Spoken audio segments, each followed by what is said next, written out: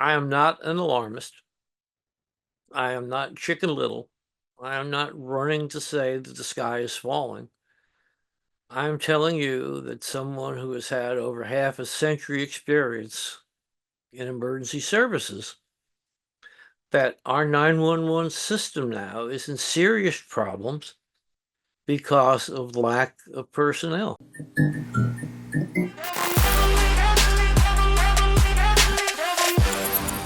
Everybody, welcome in. Our guest today, Barry Furey, spent 50 years in public safety. He was a fire officer. He was a 911 call center director across multiple states. He's done it all. He's seen it all. He's, in fact, has probably some very haunting and horrifying memories. But guess what? That is not what keeps him up at night. What keeps him up at night is his insider knowledge about our 911 call centers nationwide, how they're in a chaotic state and how they are very close to failing. If we were to call now, we would expect to hear 911, what's your emergency? Well, to Barry Furey, 911 is the emergency. And he's here to tell us why, what needs to happen immediately to fix it, and most importantly, what do we need to do or know for when they don't pick up? Barry, welcome to the show. Thanks for joining Barry. Thank you for having me. And yeah, I have, as you said, I've been involved in public safety for over 50 years now. And I never thought that 911 itself would be part of the emergency. Wow. Yeah. I mean, I've heard that people are actually calling fire stations directly, police stations directly already. What do you anticipate happening in this scenario? How much time are we looking at? Like, Barry, help us. Yeah. Well, I can tell you that personally, a couple months back, I saw what I assumed to be a drunk driver in front of me. And I called 911, and the phone rang for 2.5 minutes. And by that time, I had lost sight of the driver, and I hung up. Now, the center did call back, as they are required to do on any call that disconnects before they talk to the caller. But at that time, the vehicle had been long gone down another roadway. I didn't get mad at the person who called me back. I realized they weren't sitting there listening to the phone ring. They were obviously on other calls. But again, that 2.5 minutes could have been somebody's baby at the bottom of a pool. Sure. Oh my gosh. Yeah. Now, what happens with calling other numbers? It could be a good or it could be a bad thing.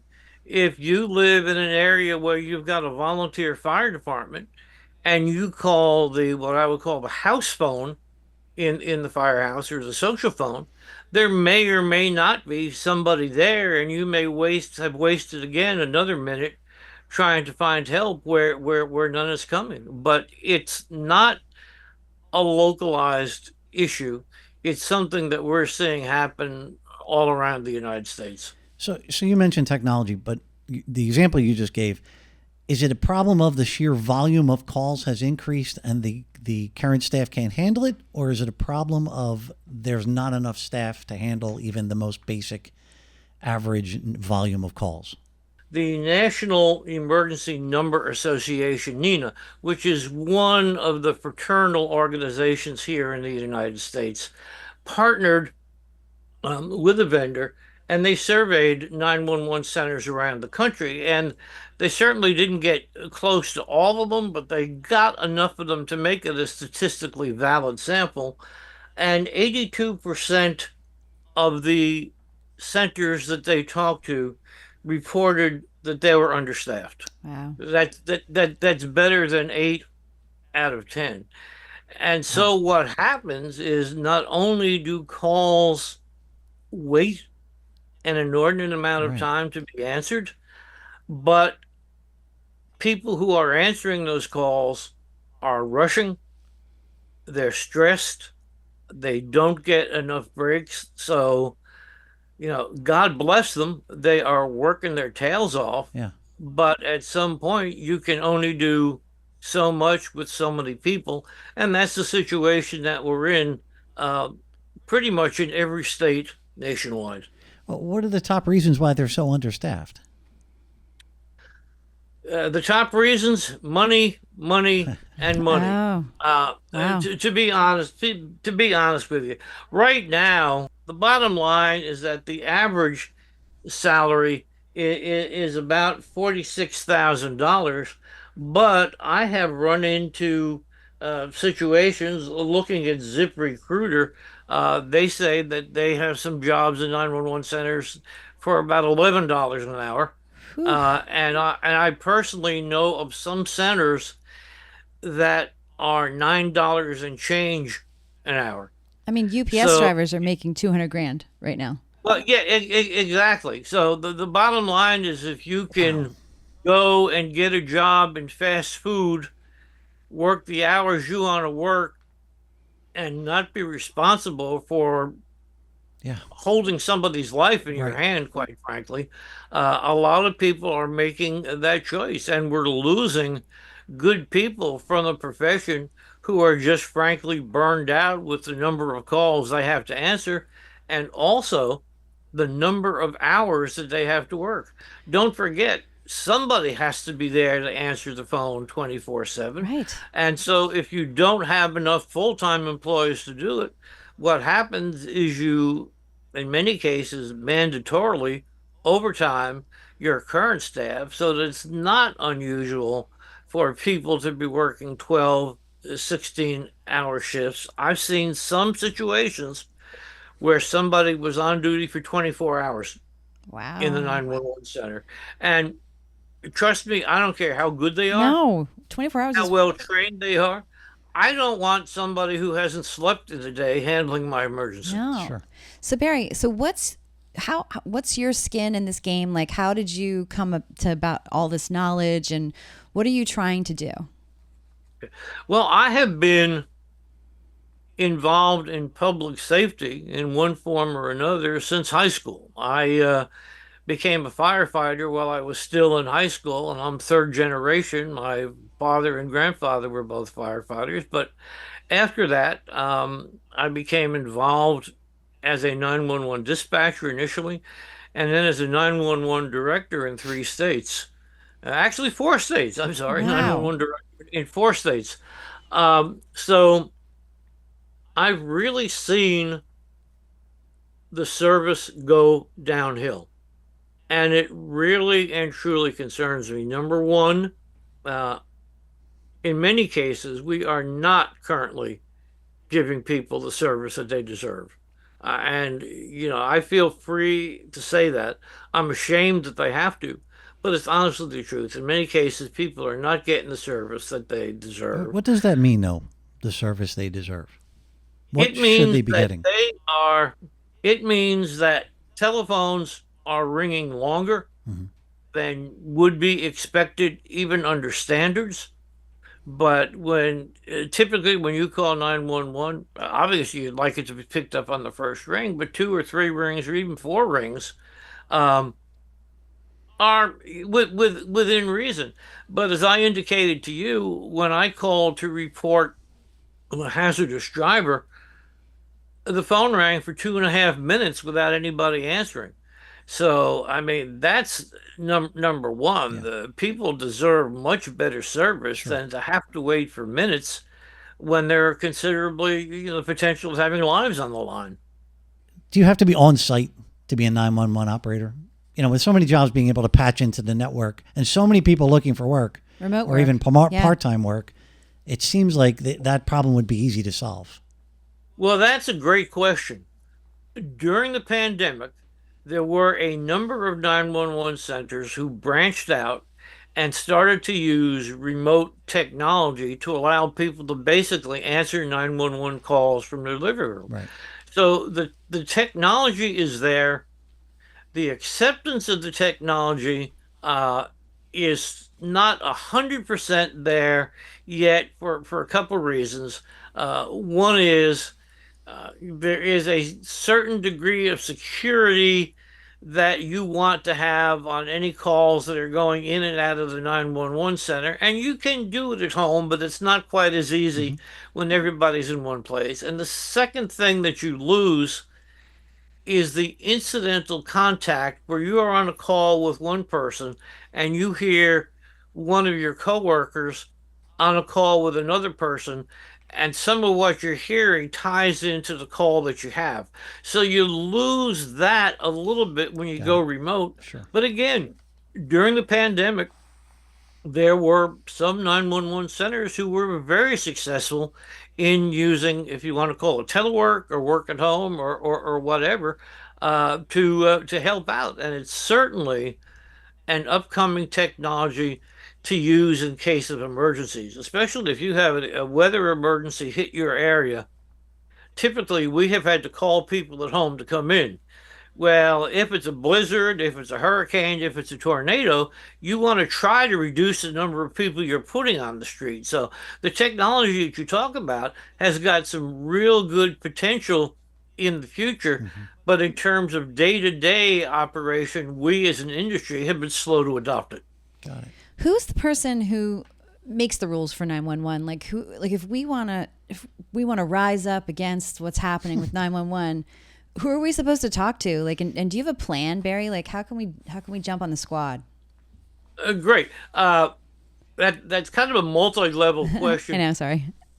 No, no, then that's great. In terms of 911 to begin with, the FCC or Federal Communications Commission sets down some of the technical rules, or I should say most of the technical rules. From there on, you have the states who promulgate different ways and funding mechanisms that apply to their state.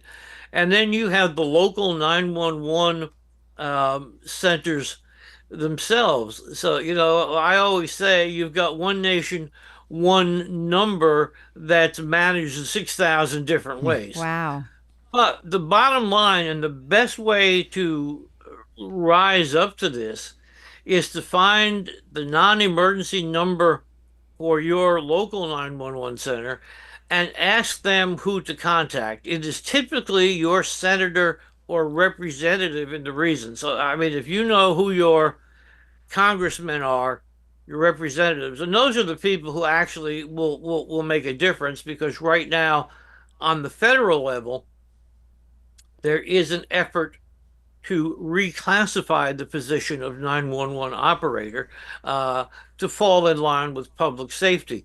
Right now, it falls in line with secretary and clerical personnel. So that's a big sticking point in that you find, for example, and not to pick on anybody, but school crossing guards are classified by the federal government as being public safety. 911 dispatchers are classified as clerical workers. What? So that's one of the things that folks are That trying makes no to sense. change. And the other thing is to call your local mayor, whoever runs your local government, who would be in charge of the 911 center, and express your concern to them because regardless of what the federal government does with classification, the dollars and cents and the urgency to get something done rest with the local government agencies. Wow. It's like a life-saving thing that they're just sort of pushing off. Yeah. This is Clerical. this is nuts. Um, so when you were working as dispatch, you were dispatch manager, right? You were Yes. of a few centers. What happened if someone called and it was fake? Because I read that there were fake 911 calls from survivors of the Baltimore Bridge that collapsed. And that kind of held up the whole system for the real calls. And people actually thought that they were survivors. Yeah. Yeah.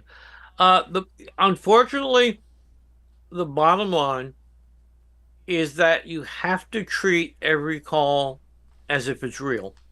Uh, because you don't want to wind up with a situation where you don't send somebody Right. and find out that somebody needed help. And I'll give you a perfect example. Back in the day when I was still answering telephones and dispatching units years ago, I was working night shift and I got a call from a kid who sounded to be maybe 10 years old and was as calm as the day is long, reporting a house on fire down the street. Oh, yeah, there are flames coming out of every window, and there's smoke, and I'm thinking, I'd love to get my hands on you. Where are your parents? It's 2 o'clock in the morning. You're up doing this. I hung up with him and I was preparing to dispatch the department. The fire phone rang again, and it was this an adult screaming her head off about the same call. Wow. And the kid was like he did this every day for a living, dead calm. And this adult woman was, through the roof and oh my God. So that's the thing. You just can't tell. You always have to assume that the caller is telling the truth because you're not on the scene to verify whether they are or not. Right. How you guys don't fake a 911 call. Right. Don't Please don't do that. don't call for frivolous reasons. Oh my God. I hear those stories all the time too. Is what can you tell people? Help the public, right? How should they call 911? Like, what should they do to make the dispatcher's job faster and easier? Good question. Number one, make sure it is a true emergency. Now, I'm not going to go through the definition here, and if you think it's a true emergency, you go ahead. But what I'm saying is, it's not that your washing machine is overflowing. You'd be surprised how many calls we get like that. Second of all, when it is a real emergency, know what the problem is, stay calm, make sure you give the operator your correct address, your phone number. If you are out on a highway somewhere, try to give the best location. Maybe you can see a mile marker, maybe you can see a business, maybe hey, I just passed exit 6. All those things help. Stay calm and be ready to answer questions, and don't hang up until you're told to. Because many centers provide pre-arrival instructions, especially in the case of medical emergencies.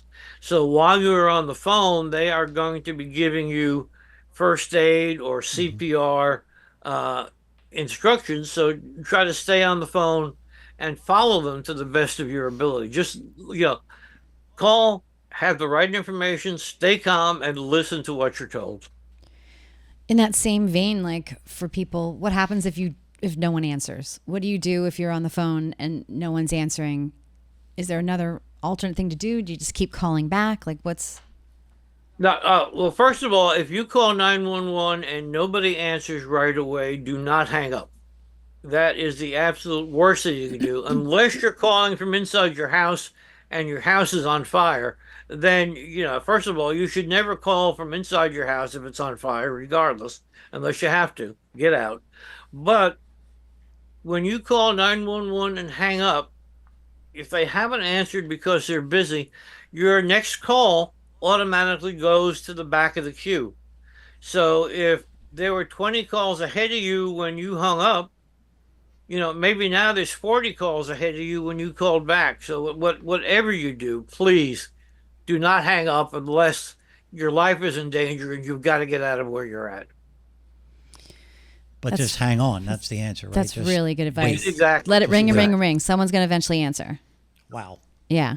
Yeah. I mean, it's That's harrowing awesome. in an emergency situation? I'm sure you had situations where you saved lives, and I really want people to understand how important 911 is.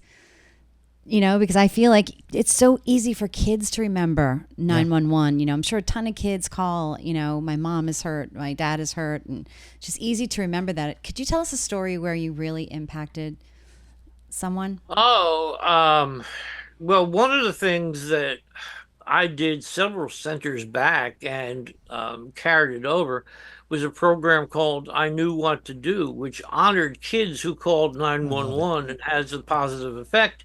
And we would give them a plaque. We'd go to their school. We'd buy ice cream for their class or whatever. But I mean, I can tell you any number of times that children called for their parents who wouldn't wake up because they're having some sort of a seizure or fell down the stairs, or we even had one situation where somebody called and his parent wound up dying. And we typically did not award in those situations because they're really kind of emotional. But this child was just so special. He was 9 years old, and I mean, he handled it better than most adults we have seen. So we did honor I him. have another question because I just recently heard a story where a woman could not say what was happening to her because her attacker was nearby. She managed to get on her phone, call 911, and the 911 operator was basically a hero and talked her through and found and got the fire department and brought them to the site. Have you witnessed stuff like that happening? And what should someone do in that scenario? Most 911 centers now accept text to 911. And there have been a number of situations where people were hiding in a closet or somehow otherwise concealed in a building where there were burglars or uh, somebody committing some other type of crime where they have been able to hide in the closet, didn't have to speak, so they couldn't be heard, and were just typing in the information about Wow. what was going on outside. I never knew that. Did you know that? Yeah. And in the future, and again, like I said, there's a lot of changes going on now with the technology. In the future, you'll actually be able to send pictures and video to 911 as well. So you'll be Be able to great. live stream video of an incident to 911.